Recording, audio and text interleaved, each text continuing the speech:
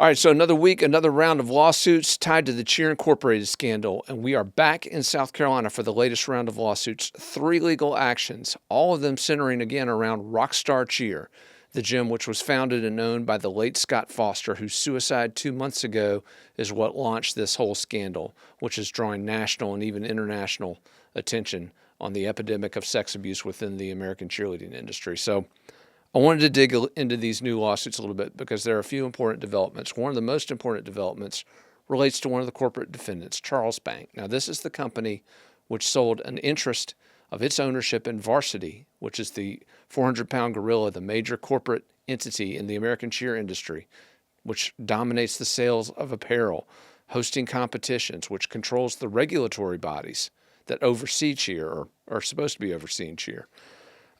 Charles Bank sold an interest in this company to Bain Capital, which again is the company co-founded by U.S. Senator Mitt Romney, the former presidential candidate. But what's interesting, these lawsuits point out something that we didn't see initially, but which is going to be very important moving forward.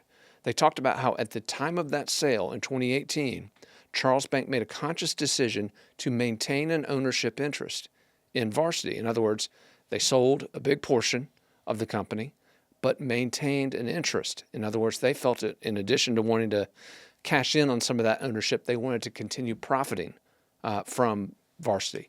And that's a key development in this story because it points to, again, what did they know at the time that that decision was made?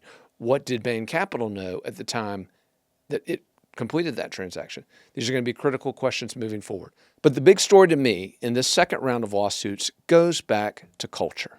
Goes back to the fueling of the sex abuse allegations through alleged drug use, alcohol, and cocaine use, which, according to the lawsuits, were provided to these underage victims by multiple coaches. Now, we already know the names of some of those coaches from the original South Carolina lawsuit.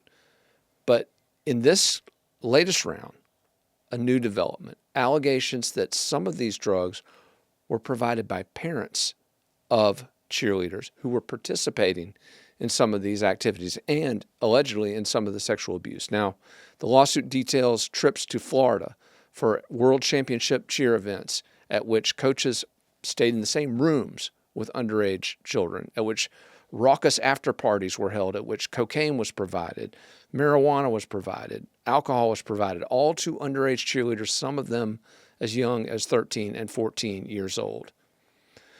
This is the culture we're talking about, people. This is the culture which allowed a lot of these, again, it starts with fraternization. Ali Benevento, one of the strong lawyers, came on this show last week, talked about how it starts with that special attention that these coaches pay to these athletes that then grows into this fraternization that extends beyond the coach-athlete relationship, which then extends to slipping them a beer, handing them a joint, giving them a line of Coke, again, according to this lawsuit. In fact, according to one of these lawsuits filed just this week, one of the Rockstar coaches actually drove to another location with an underage athlete, purchased cocaine for themselves, for these 2 underage athletes.